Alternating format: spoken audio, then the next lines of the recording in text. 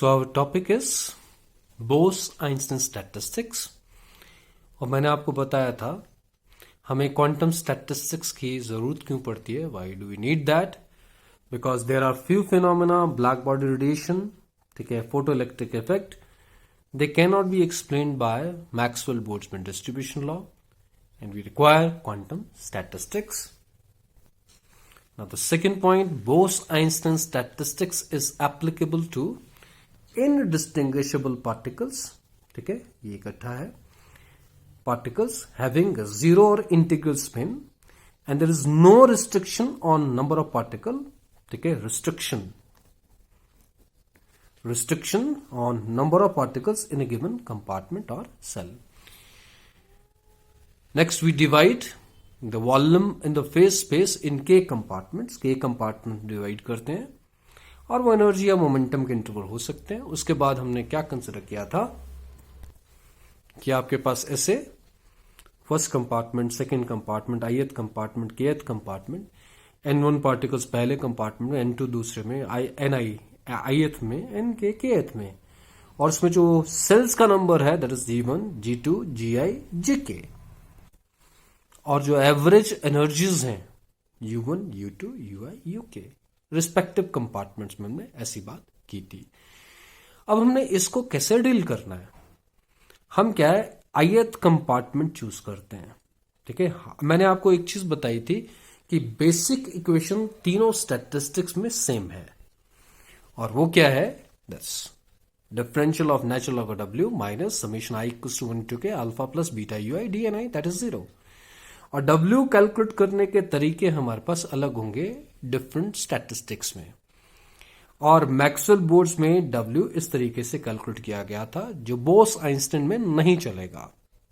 तो आपको thermodynamic probability W calculate करना है इस स्टैटिस्टिक्स में। तो आप किस तरीके से यहां चलोगे, हम क्या है ith कंपार्टमेंट कंसिडर करेंगे, और ith कंपार्टमेंट में हम किस तरीके से बात करेंगे, हम ये देखिए this is the ith compartment, ठीक है, इसको हमने ये कंसिडर कर लिया। हमने क्या है कि इसमें सेल्स बनाने हैं, ठीक है, कंपार्टमेंट का साइज बराबर नहीं है इन जनरल, ऐसी हम बात कर रहे हैं। हम क्या करेंगे, इसके कितने सेल्स बनाएंगे, आपको सेल्स का साइज क्या रखना है, दैट इज सेम, सेल्स का साइज सेम रखना है, और इसमें कितने सेल्स बनाने हैं हमें, GI cells, because it is ith compartment, ठीक है, ith कंपार्टमेंट में हमने GI सेल्स बनाने हैं। तो अगर मैं इंटरवल्स की बातें करूं, ठीक है, इक्वल इंटरवल्स रखने हैं, तो मुझे कितने ऐसे पार्टीशन चाहिए होंगे।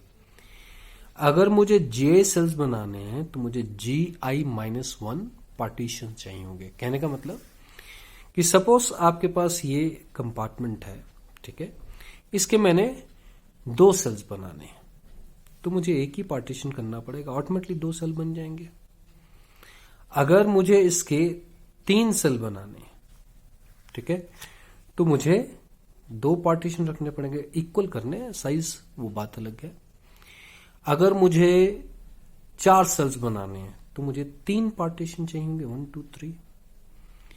इन जनरल अगर मुझे GI सेल्स चाहिए तो मुझे कितने कंपार्टमेंट्स चाहिए, मुझे gi-1 कंपार्टमेंट्स चाहिए। मतलब ये जो कंपार्टमेंट्स का नंबर है वो कितना है, दैट इज gi-1, ठीक है, और इसमें कितने पार्टिकल्स डिस्ट्रीब्यूट करने को है, दैट इज ni पार्टिकल्स। कोई यहां हो सकता है, यहां हो सकता है, and there is no restriction on the particles पर सेल। एक सेल में सारे भी हो सकते हैं, कम भी हो सकते हैं। तो अगर मैं इस ith सेल को ही कंसिडर करूं अभी फिलहाल, तो इसमें ni पार्टिकल्स हैं और gi-1 कंपार्टमेंट्स हैं।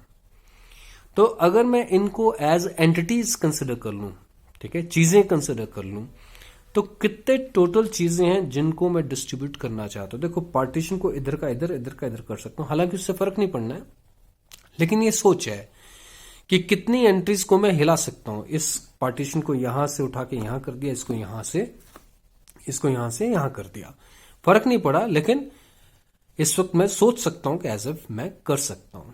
ठीक है, मेरे पास दो सपोज पार्टीशंस हैं ऐसे, ठीक है, इसको मैं इधर ले आया, इसको मैं इधर ले आया, कोई फर्क नहीं पड़ेगा, ठीक है, because they are the compartments. ये लाइन ऐसी कैसी यहीं रहेगी, अगर इस लाइन को यहां ले आऊं, इस लाइन को यहां ले आऊं, लेकिन मैं इसको एज एंटिटी कंसिडर करके चलूंगा।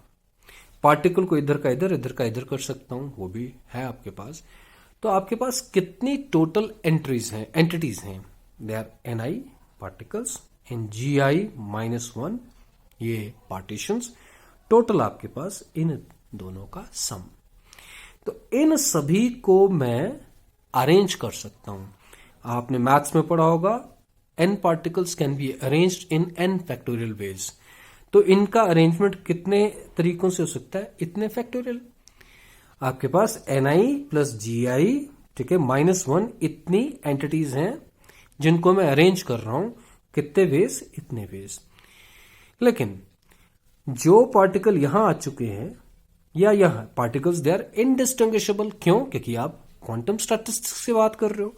सपोज यहां 2 पार्टिकल है और यहां 1 है, ठीक है, या 3 है, व्हाटएवर। तो अगर मैं कहूं कि भाई मेरे पास सपोज ऐसे पार्टिकल हैं, यहां ये 2 हैं, यहां 1 है, इसको मैं इधर ले आऊं, इसको मैं इधर ले आऊं, तो पार्टिकल्स का जो आपस में देखो फर्क कोई नहीं पड़ेगा। तो पार्टिकल्स को आपस में एक्सचेंज करने से कोई फर्क नहीं पड़ेगा। उसी तरीके से पार्टीशन को मैं आपस में एक्सचेंज कर जाऊं, इसको यहां रख दूं, इसको यहां रख दूं, तब भी कोई फर्क नहीं पड़ेगा। दे विल बी मीनिंगलेस अरेंजमेंट्स। हमारा तरीका वही रहेगा क्या कि टोटल नंबर ऑफ अरेंजमेंट्स, ठीक है, टोटल नंबर ऑफ अरेंजमेंट्स वो किसके बराबर? That is meaningful arrangements into meaningless arrangements. वही फॉर्मूला रहेगा। और मीनिंगफुल अरेंजमेंट्स क्या होते हैं? They are the thermodynamic probability type. लेकिन अभी टोटल थर्मोडायनेमिक प्रोबेबिलिटी नहीं होगी, बिकॉज अभी हम सिर्फ ith कंपार्टमेंट की बात कर रहे हैं। तो इसको मैं Wi से रिप्रेजेंट कर देता हूं, क्योंकि मैंने ith कंपार्टमेंट की बात की। What are the total number of arrangements? ठीक है, they will be Ni plus Gi-1 factorial. Meaningful मुझे निकालने, अगर मुझे मीनिंगलेस पता लग जाए तो मीनिंगफुल भी पता लग जाएंगे। अब मीनिंगलेस बताने का कैसे तरीका आएगा? मैंने अभी आपको क्या बताया था कि इन पार्टीशंस को आपस में एक्सचेंज करेंगे तो कोई नई कॉन्फ़िगरेशन नहीं मिलेगी। दे will be all meaningless arrangements. तो कितने वेज हो सकते हैं? आपके पास कितने पार्टीशंस हैं? Gi-1। तो इतने फैक्टोरियल मीनिंगलेस अरेंजमेंट्स हो जाएंगे पार्टीशंस के। फिर अभी मैंने बताया पार्टिकल्स को आपस में एक्सचेंज करने से भी कोई नया अरेंजमेंट नहीं मिलेगा। क्यों? क्योंकि पार्टिकल्स दे आर इनडिस्टिंग्विशेबल। तो अगर ऐसी बात है तो पार्टिकल्स आपस में कितने वेज से अरेंज हो सकते हैं? That is Ni factorial. तो Ni फैक्टोरियल ये सारे वेज क्या होंगे? They will be meaningless because particles are indistinguishable. और Gi-1 फैक्टोरियल ये भी मीनिंगलेस अरेंजमेंट्स किसके होंगे? पार्टीशंस के। ये पार्टिकल्स के और ये पार्टीशंस के। For every one of the meaningless arrangement of particles we have so many meaningless arrangements of the partitions. तो total number of meaningless arrangements कितने हो जाएंगे? दोनों का product, because both are independent. तो अगर मैं मीनिंगलेस अरेंजमेंट्स की बात करूं तो क्या होगा? That is Ni factorial multiplied by Gi-1 factorial. They are the meaningless arrangements. तो total number of arrangements, that is meaningful arrangements into meaningless arrangements. ठीक है, तो Wi आपके पास क्या हो जाएगा? That is Ni plus Gi-1 factorial, ये वाला divided by this. ठीक है, इसको आप डिनोमिनेटर में नीचे ले आए तो आपके पास Ni factorial into Gi-1 factorial. तो ये आपके पास नंबर ऑफ मीनिंगफुल अरेंजमेंट्स होंगे फॉर द ith कंपार्टमेंट। ये बात आपके दिमाग में बैठ जानी चाहिए। So we consider the ith compartment, ठीक है, जिसमें Ni पार्टिकल्स हैं, Gi-1 पार्टीशंस हैं Gi सेल्स के लिए। ठीक है, ये पार्टीशंस आ गए और ये पार्टिकल्स आ गए।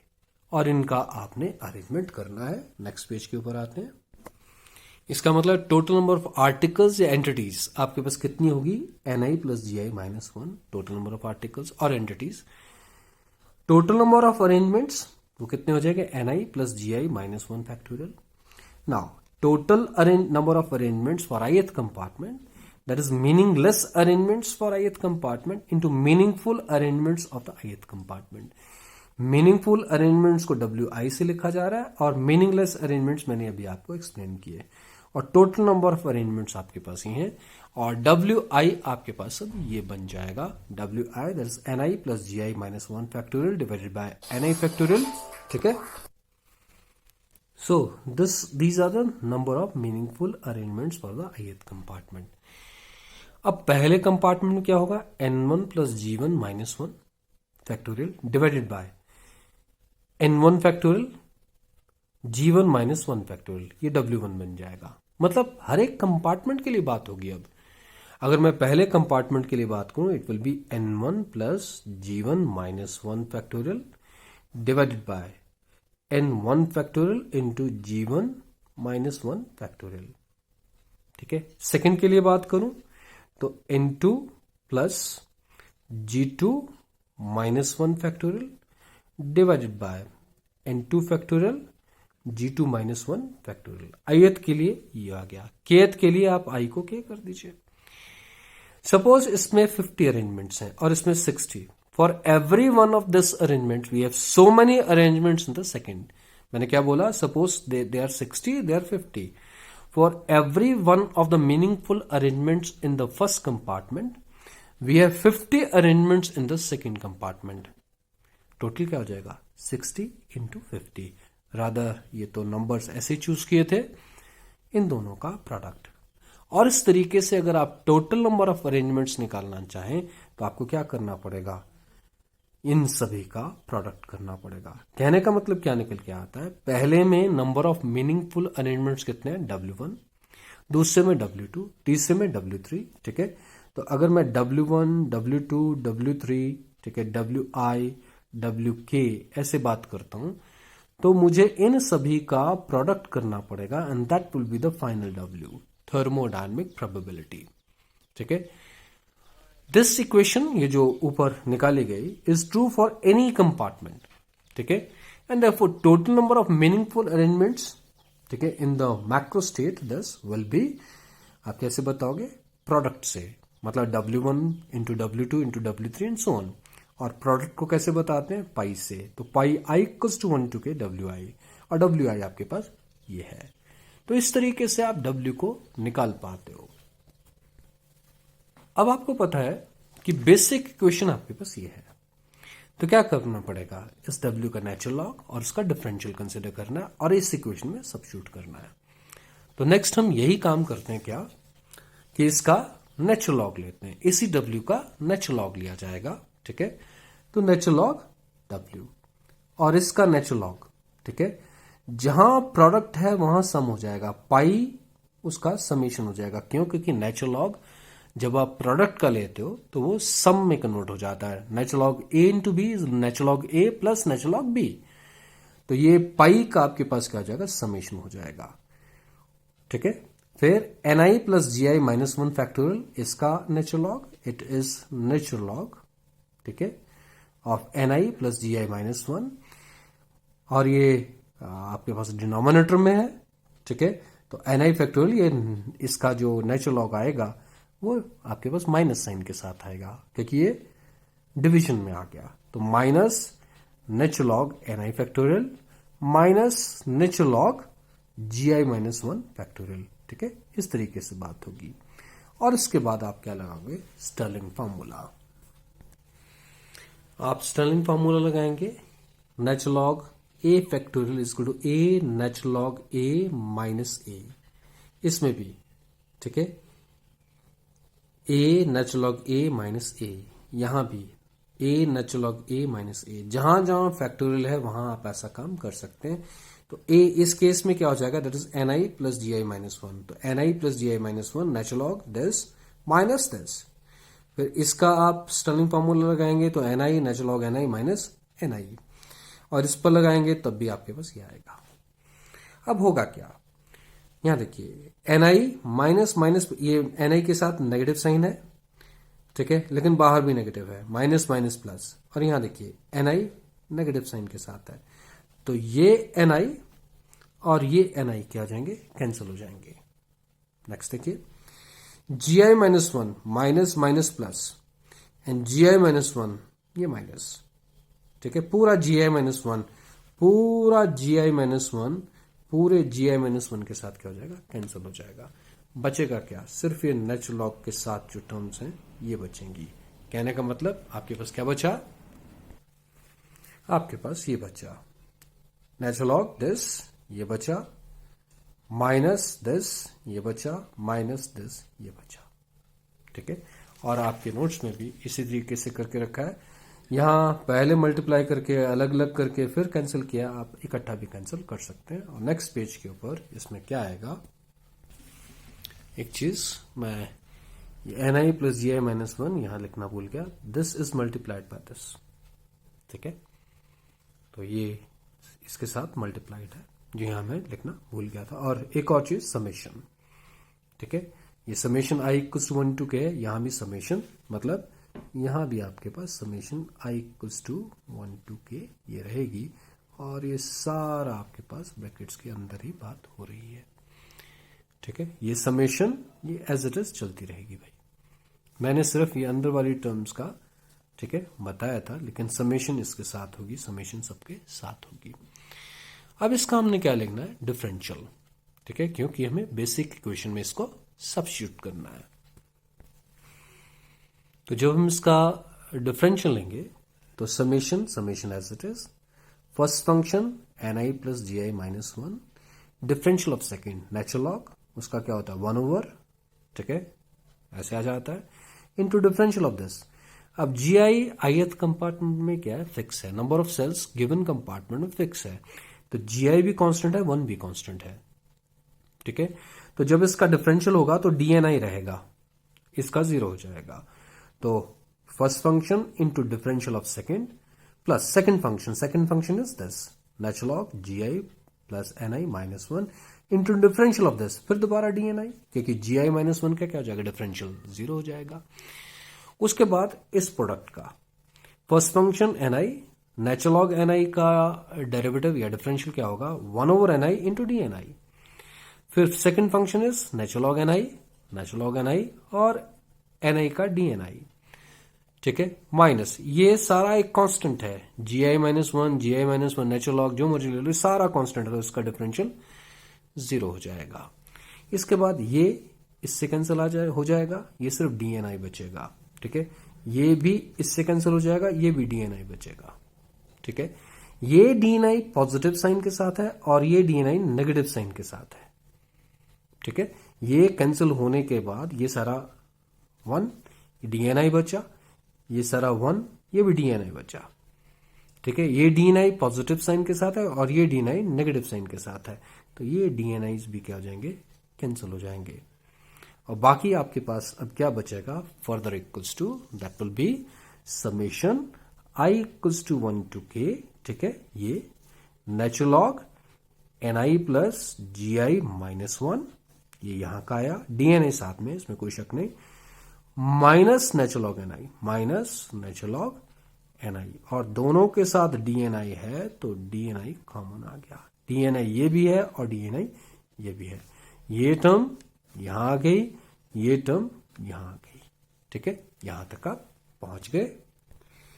अब number of cells and number of partition बड़े ज्यादा होते हैं, मतलब n I plus ji i is very very large as compare to 1, इसलिए हम एन आई प्लस जी आई माइनस वन को nearly n I plus ji i रख देते हैं। इसका मतलब क्या निकल के आता है, it is summation I equals to 1 to K natural log N I plus ji I minus natural log N I D N I, ठीक है, यहां तक हम पहुंच जाते हैं। इसमें याद रखिएगा ये अप्रोक्सीमेशन को फिर, ठीक है, एन आई प्लस जी आई माइनस वन को finally N I plus ji I रखा जा रहा है, and log A minus log B is log A over B, तो क्या बन जाएगा, summation I equals to 1 to K natural log N I plus ji I divided by N I into D N I, A log A, ये bracket यहां नहीं है, bracket यहां है, log A minus log B, ठीक है, this minus this, इसमें 1 को हम, ठीक है, हटा चुके हैं, तो दिस डिवाइडेड बाय दिस, ठीक है, ये आपके पास बन जाएगा। और ये finally N over N I 1 हो जाएगा, G I over N I G over N I G I over N I हो जाएगा, तो ये बन जाएगा। और इसको हम सब्स्टिट्यूट करेंगे इन द बेसिक इक्वेशन। मैंने आपको पहले ही बताया था हमारे पास जो बेसिक इक्वेशन है वो क्या है, ये सारी चीज यहां की गई है, इसको आपने देख लेना, मैंने आपको पूरा एक्सप्लेन कर दिया, ठीक है। आपके पास जो फाइनली बेसिक इक्वेशन है, बेसिक इक्वेशन आपके पास ये है, और इसमें इसकी वैल्यू सब्स्टिट्यूट की जाएगी, and this natural log 1 plus ji I over N I D N I, ये सब्स्टिट्यूशन हो जाएगी आपके पास, ठीक है। Natural log 1 plus ji I over N I D N I minus summation I equals to 1 to K alpha plus beta U I. अब यहां भी समेशन है, यहां भी समेशन है, ये समेशन कॉमन आ जाएगी और ये टर्म आपके पास ये बन जाएगी। And this is true for any arbitrary DNI, ये किसी भी डीएनआई के लिए ट्रू है, इसलिए और कोई ऑप्शन नहीं बचती कि ये जो है आपके पास इसको 0 होना पड़ेगा, जो अंदर है ये चीज इसको 0 होना पड़ेगा, that means this has to be equal to 0। Next page के ऊपर आते हैं। ये वाली दूसरी से नेगेटिव टर्म थी, इस साइड जाके पॉजिटिव होगी, तो नेचुरल लॉग दिस, ठीक है। अब नेचुरल लॉग क्या होता है, नेचुरल लॉग होता है log to the base E, ठीक है। जैसे एंटी लॉग लोगे तो 1 plus ji I over N I क्या हो जाएगा, that is the base is E, और उसकी पावर क्या बन जाएगी, ये सारी exponential plus alpha plus beta U I, मतलब exponential alpha plus beta U I. और यहां से हमने एन आई ओवर जी आई निकालना है, ये 1 दूसरी साइड गया तो ये -1 हो गया, यहां भी जी आई ओवर एन आई निकल के आया, जब आप इसको रेसिप्रोकेट करोगे तो क्या बनेगा, n i over g i that is equal to this, और ये ऑक्यूपेशन इंडेक्स है, और यही बता रहा है क्या, बोस आइंस्टाइन डिस्ट्रीब्यूशन लॉ, ठीक है। ये बोस आइंस्टाइन डिस्ट्रीब्यूशन लॉ आपका कंप्लीट होता है, इसमें -1 निकल के आया, ठीक है, G I over exponential alpha plus beta U I -1, ठीक है। मैक्सवेल बोल्ट्जमैन में ये नहीं था, और फर्मी डायरेक्ट में कुछ और होगा, इसमें प्लस हो जाएगा और कुछ नहीं, ये -1 की बजाय प्लस हो जाएगा। ये डिफरेंसेस आएंगे तीनों स्टैटिस्टिक्स में, और हमारा next m Fermi Dirac statistics का ही है, ठीक है। और इसके इनिशियल जो पॉइंट्स हैं वो सेम टू सेम वही हैं, कि वही चीज first point and second point वो सेम है। हम नेक्स्ट आर्टिकल को फिर करेंगे कौन सा, फर्मी डायरेक्ट स्टैटिस्टिक्स को। अभी तक के लिए इतना।